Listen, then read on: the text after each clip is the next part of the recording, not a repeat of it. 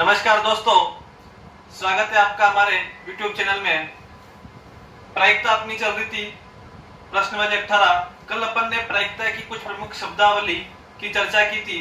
साथ में प्रायिकता के फॉर्मूले के बारे में भी अपन ने देखा था कि किसी भी घटना के घटित होने की प्रायिकता ज्ञात करनी हो तब कौन सा फॉर्मूला लगेगा, और किसी भी घटना के घटित नहीं होने की प्रायिकता के टाइम पर कौन सा फॉर्मूला अपना काम करेगा।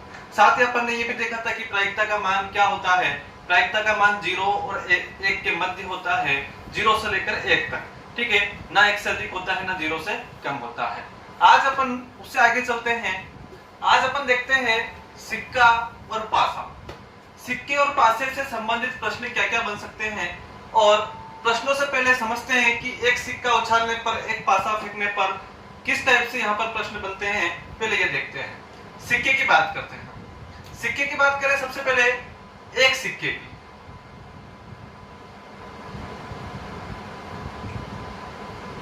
एक सिक्के की बात करते हैं। जब एक सिक्के को उछाला जाता है, एक सिक्के को जब उछाला जा रहा है तो कुल परिणाम कितने? 2। ध्यान रखना, एक सिक्के को उछालने पर 2 ही परिणाम होते हैं। एक होता है हेड, एक होता है टेल। ठीक है, यानी एक सिक्का उछालने पर कुल परिणाम पूछे तो कितने? 2।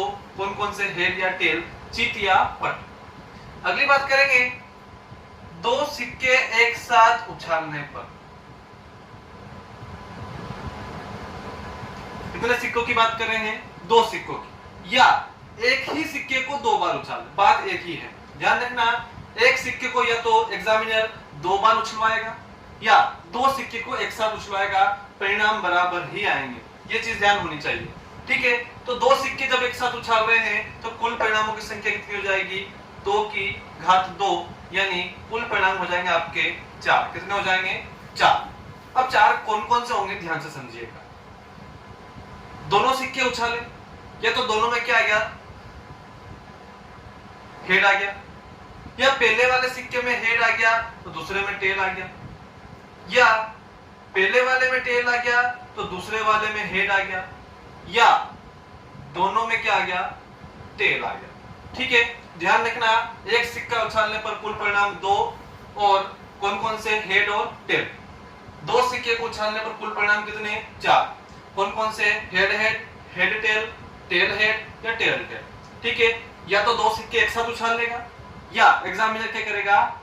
एक सिक्के को 2 बार उछलवाएगा। ठीक है, लेकिन परिणाम हमेशा क्या रहेंगे? समान रहेंगे। ये हुई अपने सिक्के की बात। 2 से अधिक आपके एग्जाम में नहीं पूछता है। ठीक है, यदि इसी प्रकार 3 सिक्के की बात की जाए तो 2 की घात कितनी हो जाएगी? 3। कुल परिणाम कितने हो जाएंगे? 8 हो जाएंगे। ठीक है, 8 इसी प्रकार से अपन निकाल सकते हैं। ठीक है, अब बात करते हैं पासे की। पासे पे चलते हैं। सबसे पहले एक पासे की बात करते हैं। पासा आपने देखा होगा घनाभाकार होता है या घनाकार होता है। आप अभी जो लॉकडाउन का जो समय चल रहा है, इसमें पासे का इस्तेमाल आप सभी कर रहे होंगे। या तो कोई लूडो खेलने में कर रहा होगा, या किसी प्रकार कोई अन्य सांप सीढ़ी हुआ या इस प्रकार के इंडोर गेम्स खेलने में आप पासे का इस्तेमाल आप कर रहे होंगे। वही पासे की बात कर रहे हैं। जब एक पासा अपन की बात करते हैं, एक पासे को अपन फेंकते हैं, तो क्या क्या परिणाम, कुल परिणाम कितने आ सकते हैं? ध्यान रखना, एक पासे को फेंकने पर कुल परिणाम कितने? 6। और कौन कौन से होंगे? पासे पर देखा होगा आपने, 6 उसकी सतह होती है, 6 पृष्ठ होते हैं, और 6 ही पृष्ठ पर अलग अलग यहाँ पर नंबर अंकित होते हैं। 1 2 3 4 5 और 6। ठीक है, यानी एक पासे को फेंकने पर कुल परिणाम कितने? 6। कौन कौन से? 1 2 3 4 5 6। ठीक है, यही बात करेंगे 2 पासों।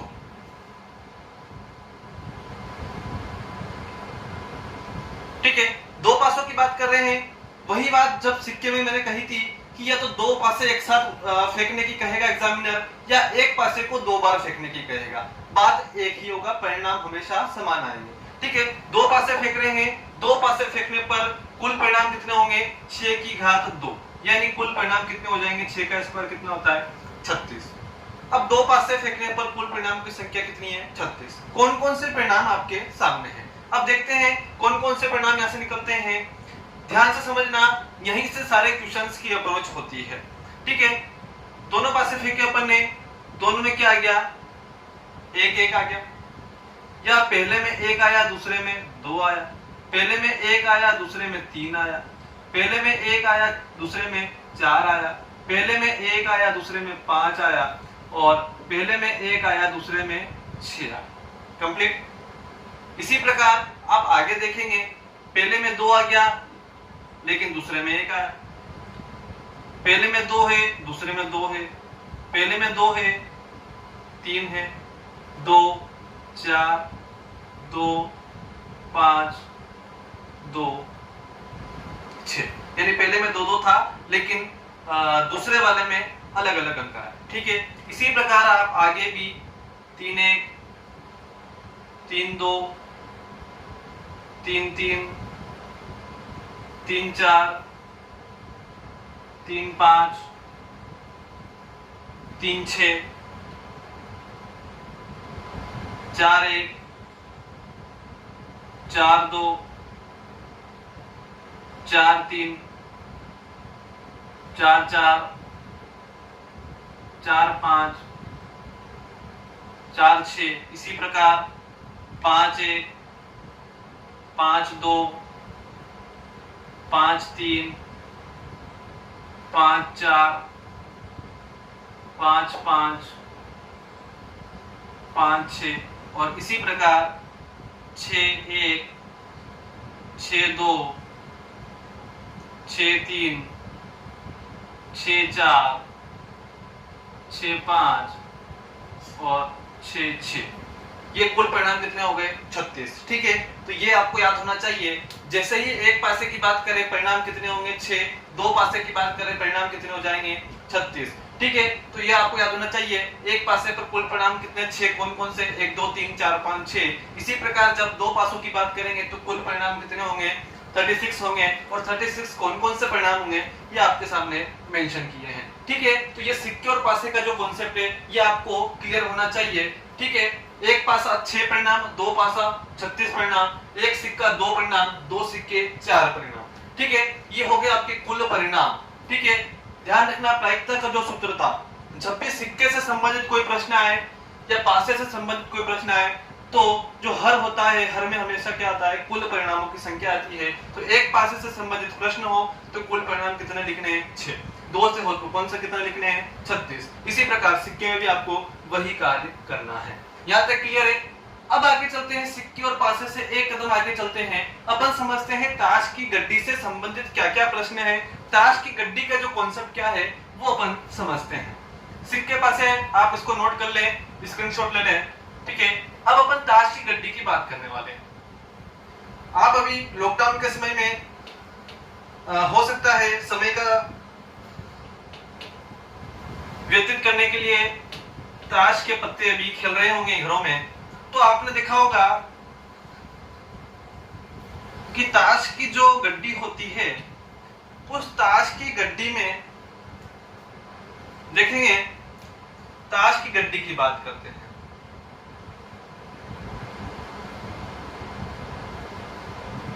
ताश की गड्डी में कुल पत्तों की संख्या कितनी होती है? पहले तो सबसे पहले 52।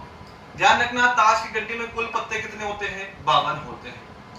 52 की बात करेंगे, ये तो हो गए अपने कुल पत्ते, कितने हो गए 52। अब जो 52 कुल पत्ते हैं इनको अपन दो भागों में बांट रहे हैं। एक होते हैं लाल रंग के और एक हो गए अपने काले रंग के। ठीक है, लाल रंग के कितने पत्ते होते हैं 26 और काले रंग के भी कितने होते हैं 26। ठीक है, 26 तो लाल रंग के होते हैं, 26 काले रंग के होते हैं। आगे चलें, लाल रंग के पत्ते जो होते हैं वो भी दो प्रकार के होते हैं और काले रंग के जो पत्ते होते हैं ये भी दो प्रकार के होते हैं। ठीक है, लाल रंग के पत्ते कौन कौन से होते हैं?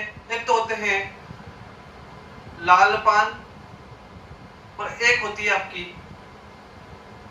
ईंट। काले रंग की बात करेंगे, काले पान में ध्यान रखना, काले रंग के पत्ते में काला पान नहीं होता है, पान केवल लाल पान ही होता है। जो काले रंग के जो पत्ते होते हैं उसमें एक तो होती है आपकी चीड़ी के पत्ते और एक होते हैं आपके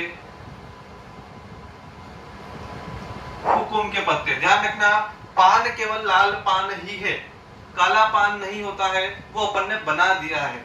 ठीक है, तो आपको प्रायिकता, जब प्रायिकता के आप सवाल करें तो ध्यान रखना आपको काला पान ना मान के क्या मानना है, हुकुम मानना है।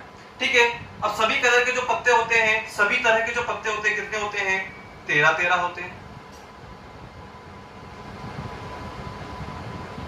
13।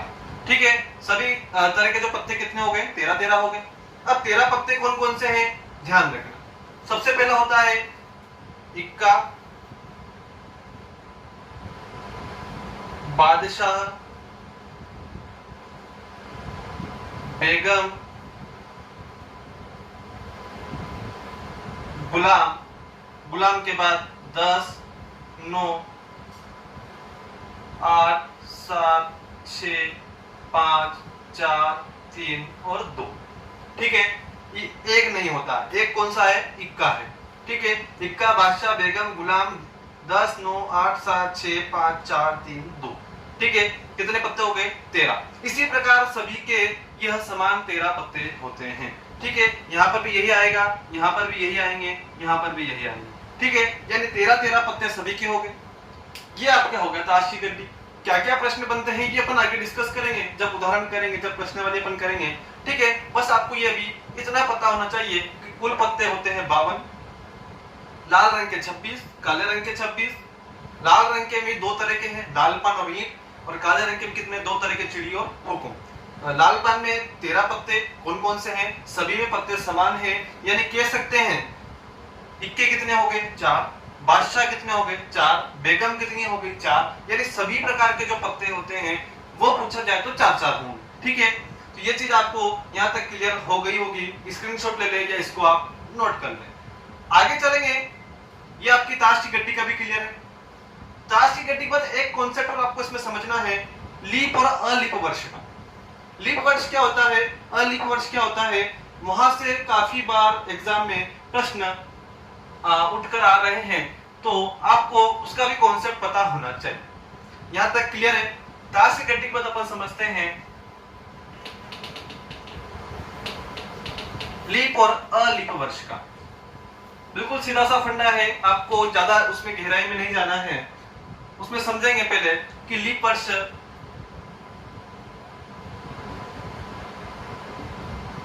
और अलीप वर्ष, ये दोनों चीज आपको क्लियर होनी चाहिए। ठीक है, लीप वर्ष की बात करते हैं।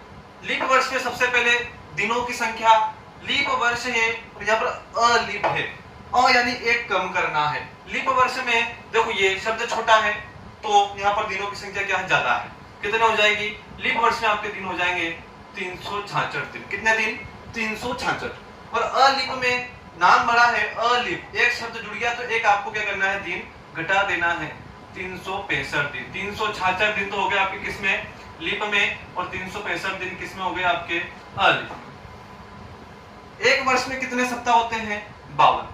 ठीक है, और एक सप्ताह में कितने दिन होते हैं, 7। जब आप में सप्ताह का भाग देंगे, 7 दिनों का भाग देंगे, तो आपके इसमें आएंगे 52 सप्ताह। कितने आएंगे, 52 सप्ताह। और यहाँ पर इस वर्ष में भी कितने दिन सप्ताह होते हैं, 52 सप्ताह। अब 52 सप्ताह दोनों में हो गए, लेकिन शेष कितने दिन बचे हैं, यहाँ पर बचते हैं 2 दिन शेष। कितने दिन बचते हैं, 2 दिन शेष बचते हैं। और लीप और अलीप में कितने बचेंगे, केवल 1 दिन शेष बचता है। कितने दिन शेष, 1।